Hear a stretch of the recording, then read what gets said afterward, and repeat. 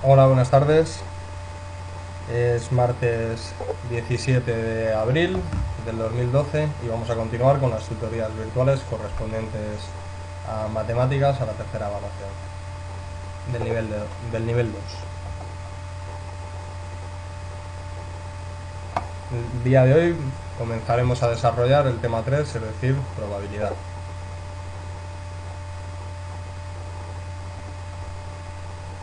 Consta de los siguientes epígrafes: el epígrafe 1, sucesos aleatorios; el epígrafe 2, frecuencia de un suceso; el epígrafe 3, probabilidad; el epígrafe 4, tablas de contingencia y diagramas de árbol, así como el epígrafe 5, juegos de azar, lo veremos el martes de la semana que viene. Con lo cual hoy veremos los tres primeros epígrafes.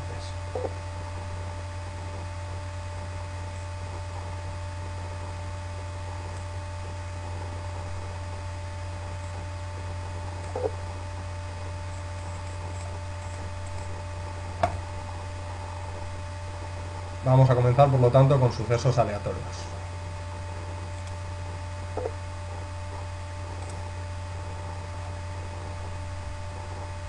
Hablamos de azar cuando nos referimos a sucesos en el futuro cuyo resultado no se puede determinar. A estos sucesos les llamamos aleatorios. Por ejemplo, si lanzamos una moneda al aire no podemos adelantar si va a ser cara o cruz, el lado que quede boca arriba. Evidentemente podemos pronosticar que saldrá uno de los dos. Sería muy difícil que cayese de canto. Pero bueno, para este tipo de ejemplos las dos opciones serán o cara o cruz.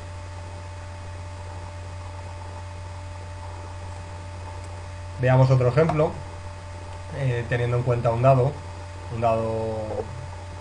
de 6 caras, el dado típico. Podemos obtener diferentes resultados, o bien un 1, un 2, un 3, un 4, un 5 o un 6.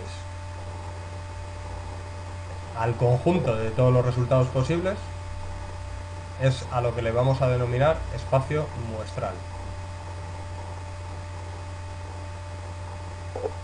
En el experimento que hemos planteado, por ejemplo, qué número saldría al lanzar un dado, a cada resultado posible se le denomina suceso. La respuesta será siempre un solo resultado, número, para cada suceso o tirada. Es decir, para cada tirada únicamente vamos a obtener un número, el 3, el 6, el 1 o el que sea. Cuando un suceso tiene un único resultado posible, entonces nos referimos que es un suceso elemental. Vayamos ahora con otro experimento. También lanzaremos un dado, pero en este caso la pregunta será si el resultado será un número par. Es decir, el espacio muestral era 1, 2, 3, 4, 5 o 6 y de ese espacio muestral está formado tanto por números pares como impares. Al plantearnos otra pregunta estamos hablando de otro experimento, si bien la acción que desarrollamos es la misma, es decir, vamos a seguir lanzando un dado. ¿Cuáles son los resultados posibles? Pues, que salga 1, 3 o 5. Esto deberíais corregirlo, este 2 en la página 95 de vuestros apuntes corresponde a un 3. Evidentemente 1, 3 o 5 será un resultado impar, o que salga un resultado par, es decir, 2, 4 o 6. En este caso hay tres sucesos elementales que darían por bueno el experimento y otros tres que no. Los tres sucesos elementales que darían por bueno el experimento serían los tres resultados pares, es decir, que salga un 2, que salga un 4, que salga un 6. Y los que no darían por bueno el experimento serían los números impares, es decir, que salga un 1, un 2 o un 5. Un 1, un 3 o un 5. Si un suceso está compuesto por varios sucesos elementales, entonces vamos a decir que se trata de un suceso compuesto. Estaría compuesto de distintos sucesos elementales, por lo tanto.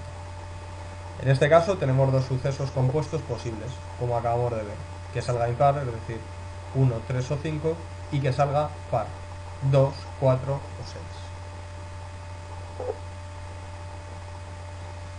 También podemos encontrar sucesos imposibles o sucesos seguros.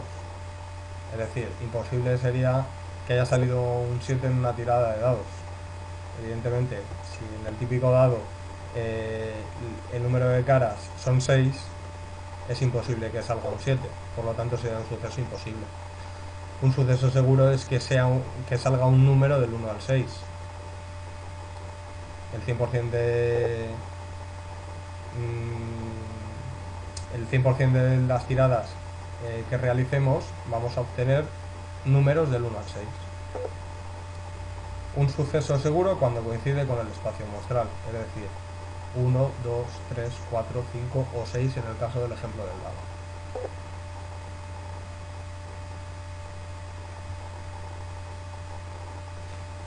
Dos sucesos pueden ser compatibles o incompatibles.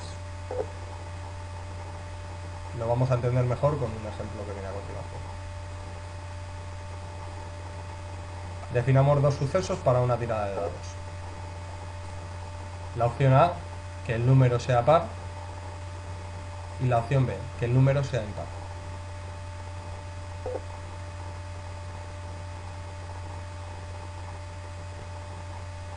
¿Son compatibles ambos sucesos? Evidentemente no. Si se da el primero es imposible que ocurra el segundo, o viceversa. Es decir, si sale un número par, no va a salir un número impar. Por lo tanto, hablamos de sucesos incompatibles. Plantearemos ahora otros dos sucesos. Que el número que salga sea par o que el número que salga sea mayor que 3.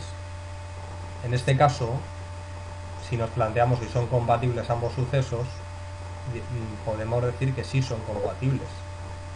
Es decir, se pueden cumplir estas dos circunstancias. Es decir, que el número que salga sea par, los números pares serían 2, 4 y 6, y a la vez que el número que salga sea mayor que 3. En este caso 4 y 6, no 2, sí que serían mayor que 3. Por lo tanto, si sale el 4 o el 6, se cumplen la circunstancia A, es decir, el suceso A, que el número que salga sea par, y el suceso B, que el número que salga sea mayor que 3. Por lo tanto, aquí sí que podemos hablar de sucesos compatibles.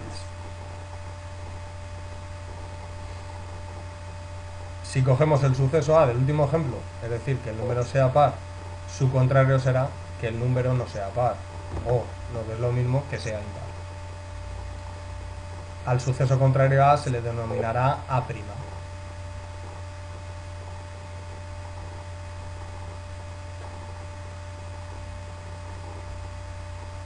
En el epígrafe de 2 nos vamos a tratar sobre la frecuencia de un suceso. Primero vamos a recordar qué es la frecuencia. Refrescamos un poco lo que ya vimos en estadística, es decir, frecuencias absolutas y relativas. La frecuencia absoluta es el número de veces que ocurre un suceso. Y la frecuencia relativa es el resultado de dividir la frecuencia absoluta entre el número de experimentos que se han realizado. Ejemplo. Efectuamos 12 tiradas con un dado. Anotamos los resultados. Evidentemente,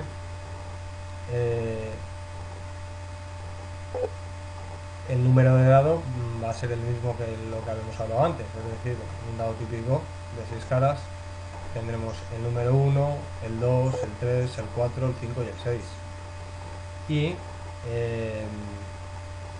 en la fila inferior vamos a ver las veces que ha salido cada número. En 12 tiradas han salido 2 veces el 1, una vez ha salido el 2, ninguna vez ha salido el número 3, 4 veces ha salido el número 4, 2 veces el número 5 y 3 veces el número 6. Evidentemente, cuanto más tiradas realizásemos con el dado, dando por hecho que este dado no está trucado, el número de veces que saldría en cada cara se iría igualando. La frecuencia absoluta corresponde al número de veces que ha salido un número. La frecuencia relativa la vamos a obtener ahora dividiendo todas estas entre la cantidad de experimentos, es decir, entre 12, el número de tiradas. Para el número de dado 1, es decir, para la cara con un 1, con un puntito, hemos obtenido de 12 tiradas 2, con lo cual 2 entre 12 daría esta frecuencia relativa. Para el número de dado 2 habíamos obtenido simplemente un resultado, es decir, 1 partido de 12, que daría 0,083. Evidentemente, si la frecuencia absoluta era 0, la frecuencia relativa en este caso también va a ser 0, puesto que no nos ha salido en ninguna de las 12 tiradas el número 3.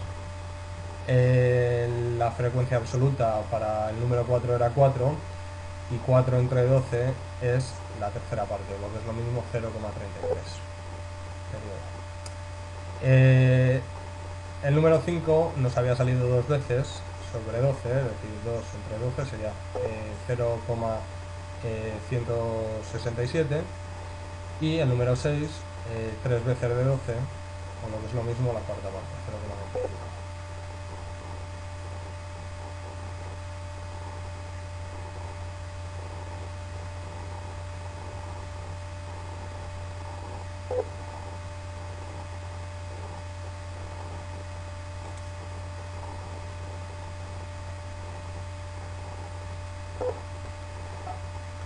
Bueno, hemos hablado de sucesos aleatorios y de frecuencia de un suceso. A continuación veremos el epígrafe 3, es decir, probabilidad. Vamos a iniciar la explicación con un ejemplo. Cojamos ahora una baraja española, la típica baraja de cartas, consta de 40 cartas, y vamos a sacar una carta al azar del mazo total, es decir, de las 40. Nos hacemos dos preguntas. ¿Será una figura? Referirnos a la figura, es decir, será o bien una sota, un caballo o un rey, indistintamente. Simplemente la pregunta es, ¿será una figura? La siguiente, ¿será una carta par? ¿Qué probabilidad hay de que se dé cada caso? Evidentemente, a simple vista es más probable que ocurra la opción B que ocurra la opción A, ya que la mitad de las cartas serán pares, mientras que la otra mitad evidentemente serán impares, y simplemente si hay 3 figuras por palo, es decir, una sota, un caballo y un rey, pero hay 4 palos, es decir, habrá sota, caballo y rey de espadas, sota, caballo y rey de bastos, sota, caballo y rey de copas y sota, caballo y rey de oros. Por lo tanto, 3 por 4 palos serían 12 cartas que son figuras del total de las 40 cartas. Por lo tanto, que sea figura sería, la probabilidad sería 12 partido 40, mientras que sea una carta par sería la mitad. 20 cartas serán pares respecto a las 40, 20 partido 40, que sería igual a un medio. Un 50% de opciones, al sacar una carta, tendremos que sea que se trate de una carta par. El 50% restante corresponderá a que sea una carta par. ¿Hay alguna manera de demostrar esto?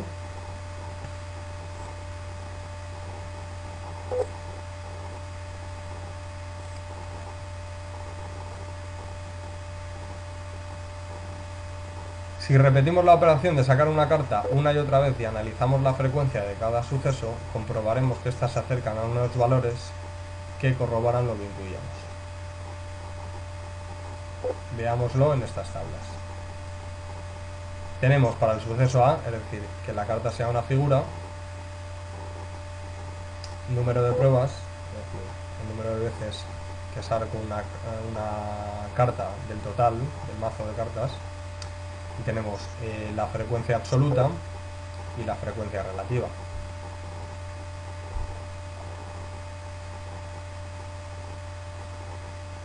De 10 de 10 cartas que extraigo, 4 serán figuras, de 20, 5, de 39 y así sucesivamente. La tendencia es que cuanto mayor número de veces tire un dado, cuanto mayor número de veces saque una carta, estas frecuencias relativas se asemejen más a los valores que en teoría deberían salir, es decir, a los valores que estamos incluyendo. En este caso, si saco 2 cartas al azar, por ejemplo, pues puede ser que ambas sean pares o que ambas sean impares. Pero eso no es información suficiente, es decir, que haya sacado 2 cartas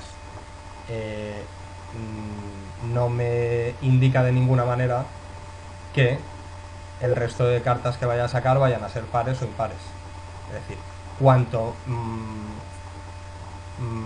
más número de veces repita el experimento, más opciones o más fiable será este experimento.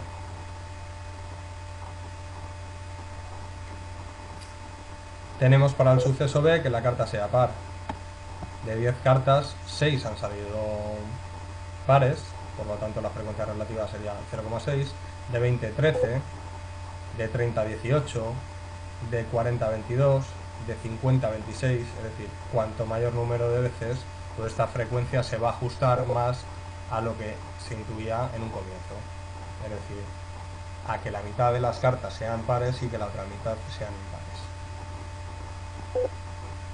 Si siguiéramos sacando cartas y calculando las frecuencias relativas de cada suceso, estos valores serían aproximando a la probabilidad de A, en este caso, el número de figuras, es decir, 3 por palo, si son 4 palos, 3 por 4, 12, 12 partido 40, se haría aproximando a esta frecuencia relativa de 0,33, y la probabilidad de B, cuanto más intentos haga, cuanto más intentos realice, sería ajustando a la probabilidad de 0,5, es decir, de 20 partido 40. Evidentemente, a partir de estos resultados, concluimos lo que ya se intuía, es decir, que el suceso B es bastante más probable que A, ya que 0,5 es mayor que 0,9.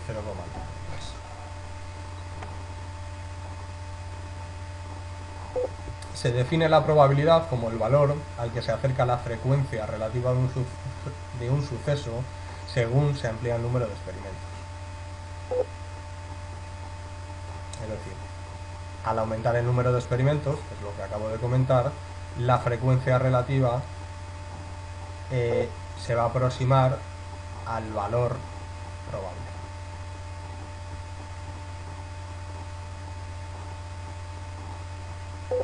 Toma valores comprendidos entre 0 y 1, puesto que estamos trabajando con frecuencias relativas.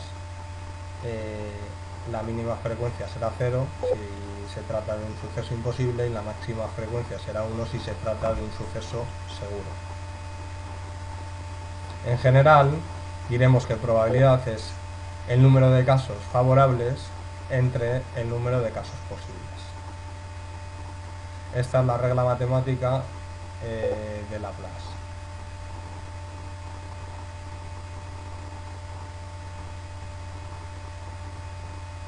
Bueno, a continuación vamos a ver los sucesos equiprobables. Seguimos con la baraja para hacernos la siguiente pregunta. ¿Qué probabilidad habrá de que la carta que saquemos sea un 5? Si existen 4 palos, es decir, existen copas, bastos, oro y espadas, existirá un 5 por cada palo, por lo tanto 4 entre 40. La probabilidad de obtener un 5 sería 4 partido 40 o lo que es lo mismo 0,1. Pero si calculamos la probabilidad para otro número nos daremos cuenta de que al haber el mismo número de cartas de cada número la probabilidad es la misma. Es decir, la probabilidad de obtener un 1 será exactamente igual a la probabilidad de obtener un 5 o a la probabilidad de obtener un 2 o un 12, es decir, la probabilidad será exactamente la misma independientemente. En estos casos se dice que todos esos sucesos son equiprobables, es decir, son igualmente probables, tienen la misma probabilidad de que ocurran. Probabilidad compuesta. Hemos visto cómo se calcula la probabilidad de los sucesos en general. Veamos ahora cómo calcular la probabilidad de los sucesos compuestos. Para ello, utilizaremos el ejemplo 3 que acabamos de estudiar. Para calcular la probabilidad del suceso A, partiremos de los sucesos incompatibles de los que se está formando. La probabilidad de que la carta sea una sota por palo, en total 4 sotas, 4 entre el total de cartas, es decir, 4 entre 40 será 0,1. Exactamente será la probabilidad de la carta sea un caballo, es decir, otra figura, 4 partido 40 será 0,1. La probabilidad de la carta sea un rey será exactamente la misma, es decir, estos tres sucesos podemos decir que son equiprobables, será 4 partido 40, por lo tanto 0,1. Aplicando la regla de Laplace, la probabilidad de la figura será 4 más 4 más 4 será 12, es decir, 12 partido 40, 0,3. O lo que es lo mismo, el total de figuras partido el total de cartas, 12 partido 40.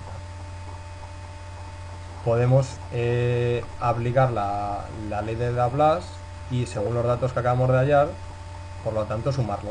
La probabilidad de sota más la probabilidad de caballo más la probabilidad de que salga un rey. Como antes lo habíamos obtenido, 0,1 más 0,1 más 0,1 da 0,3. Si lo hacemos directamente y decimos que el total de figuras son 3 por 4 palos, por lo tanto 12, 12 entre 40 también da 0,3. Es decir, indistintamente como lo calculemos, el resultado va a ser el mismo. La probabilidad de figuras será igual a la probabilidad de que sea sota más la probabilidad de que sea caballo más la probabilidad de que sea rey, es decir, la probabilidad de cada una de las figuras por separado forman la probabilidad conjunta de que sea una figura. De forma general diremos que la probabilidad de un suceso compuesto es la suma de todas las frecuencias de los sucesos incompatibles de que está formado. Además, siempre podemos utilizar la regla de Laplace. Calcularemos ahora la probabilidad de B utilizando este método.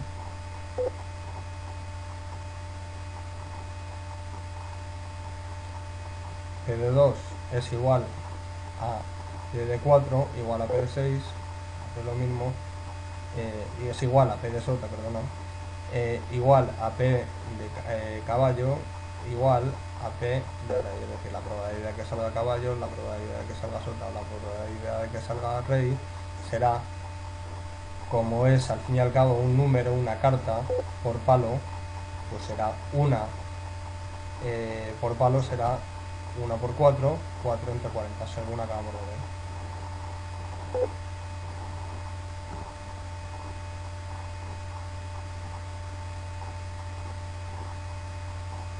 Probabilidad de que salga par será la probabilidad de que salga el 2 más la probabilidad de que salga el 4 más la probabilidad de que salga 6 más la probabilidad de que salga sota más la probabilidad de que salga rey. No contamos, descartamos aquí la probabilidad de que salga el caballo, puesto que es una carta impar. Entonces sería 4 partido 40, que era la probabilidad de que salga el 2, más 4 partido 40, correspondiente al 4, más 4 partido 40, más 4 partido 40, más 4 partido 40, en total sería 20 partido 40, lo que es lo mismo, 0,0. Es decir, el mismo resultado que nos daba al inicio. Efectivamente, la probabilidad es exactamente la mitad, ya que la mitad de la baraja es par. Demos ahora otro paso.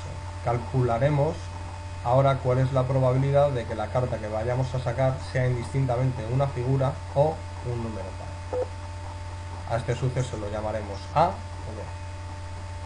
De lo que se trata es de determinar la probabilidad compuesta de dos sucesos compatibles. Es decir, hablamos de sucesos compatibles si, por ejemplo, se trata de una figura que, además de ser figura, sea un número.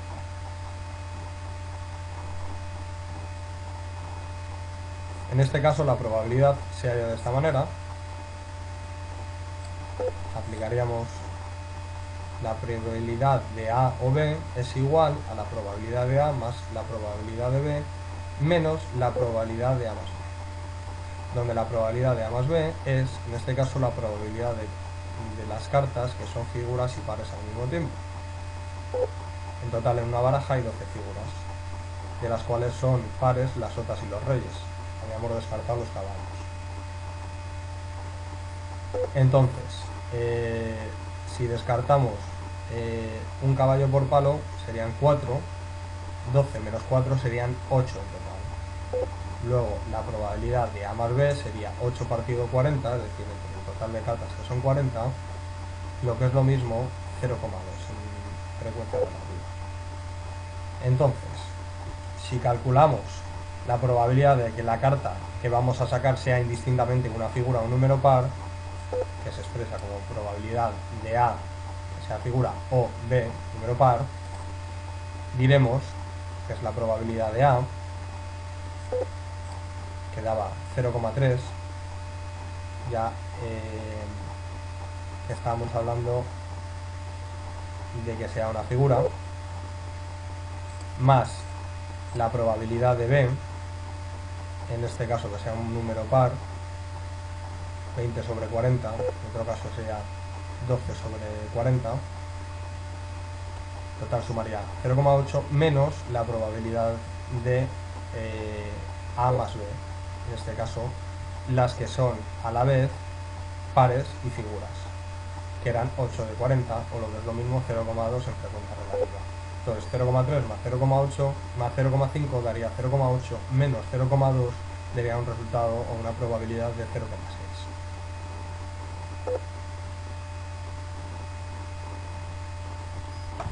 Se pueden dar también otros casos en los que el espacio muestral es compuesto. ¿Qué significa esto? Planteamos un nuevo ejemplo.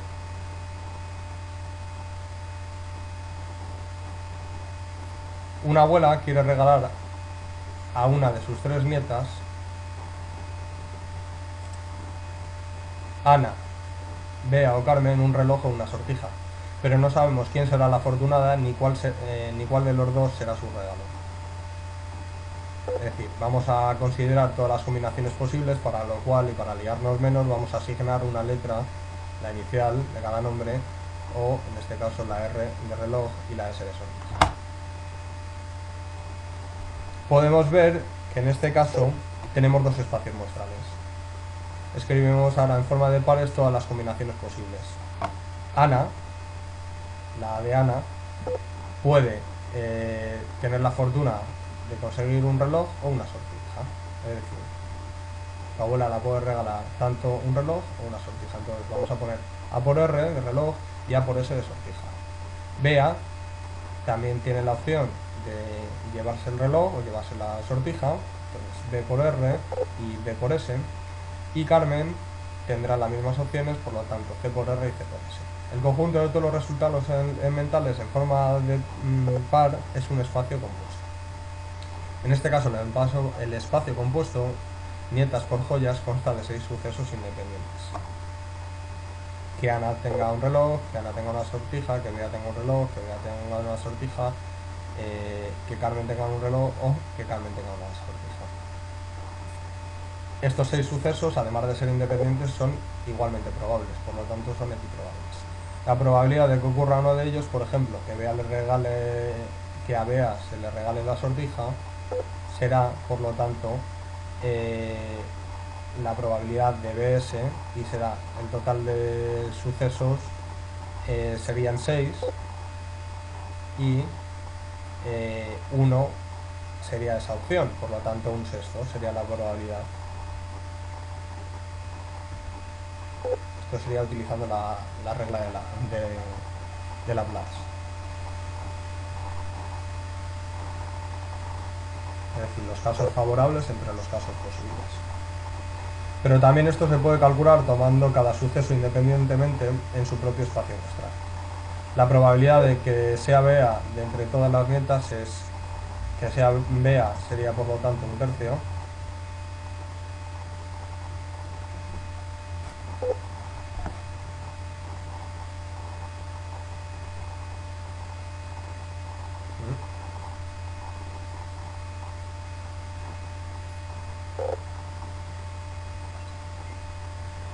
Sería por lo tanto la probabilidad de que sea Bea sería un tercio, la probabilidad de que sea otra nieta sería un tercio y la probabilidad de la tercera nieta será por lo tanto también un tercio. La probabilidad de que el regalo sea una sortija será un medio, es decir, o la regalan una sortija o un reloj. Por lo tanto, un tercio por un medio será la probabilidad de que sea Bea la afortunada y que le toque la sortija.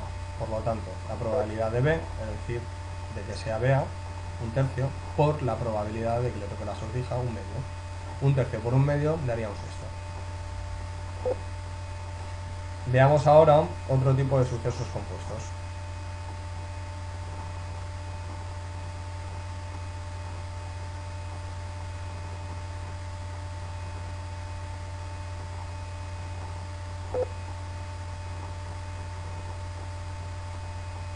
Para ello recordaremos el ejemplo 3 en el que extraíamos una carta de la baraja. En este caso, en vez de efectuar una única extracción, sacaremos dos cartas, una seguida de la otra. Nos planteamos la siguiente pregunta: ¿saldrá una sota en ambas ocasiones? ¿Qué probabilidades tenemos de que ocurra este suceso?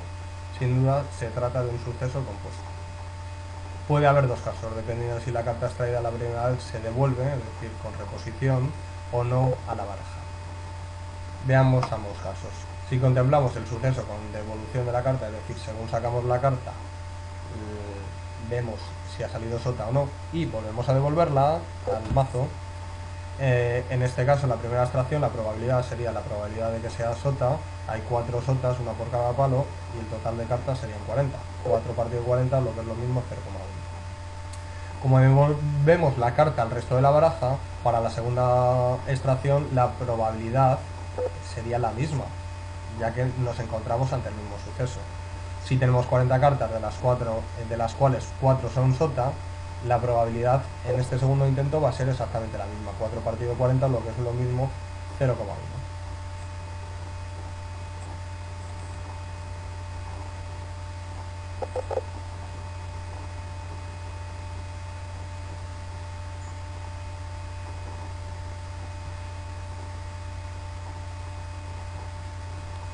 Por lo tanto, al tratarse de un suceso compuesto, la probabilidad de que el resultado sea 2 sotas es probabilidad de 2 sotas sería la probabilidad de que la primera extracción sea sota por la probabilidad de que la segunda extracción sea sota. Entonces, 4 partido 40 por 4 partido 40 es lo mismo que 1 partido 100. Si contemplamos el suceso sin devolución, es decir, una vez que sacamos la carta ya no la volvemos a meter en el mazo, la probabilidad para la primera carta será exactamente la misma que antes, es decir, la probabilidad de que sea sota, 4 partido 40, o lo que es lo mismo, 0,1, pero para que el segundo suceso se cumpla, es decir, que ambas cartas sea sota, en la primera extracción el resultado debe ser de sota. Esto significa que en la segunda extracción las cartas que nos quedan son 39, es decir, para que la segunda carta sea sota, obligatoriamente en la primera he tenido que obtener, al sacar la carta, la imagen de una sota. Por lo tanto, si he sacado una sota y ya no voy a devolver esta carta, me quedarán como mucho 39 cartas. Y al haber obtenido una sota, me quedarán como mucho 3 sotas. En este caso, la probabilidad de este segundo intento sería la probabilidad de que la segunda sea sota, 3 partido 39. Como conclusión, la probabilidad en esta ocasión es la probabilidad de la extracción de la primera carta, es decir, de que fuera sota al comienzo, que era la misma que en el experimento anterior, es decir, 4 partido 40, por la probabilidad de que sea sota cuando ya he obtenido sota en la primera y sin reposición de la carta, sin devolución de la misma, que sería 3 partido 39. 4 partido 40 por 3 partido 39 daría una probabilidad de que salgan dos sotas de 1 partido 130. Es decir, una probabilidad menor que la anterior. Dado un suceso A y su probabilidad P de A, si el suceso contrario es A', podemos afirmar que la probabilidad de que ocurra este suceso es la diferencia entre 1 y la probabilidad de A, es decir, P de A' será 1 menos P de A. Veámoslo con un ejemplo sencillo. Bueno, sí, parece que hay problemas, está un poco sobrecargado.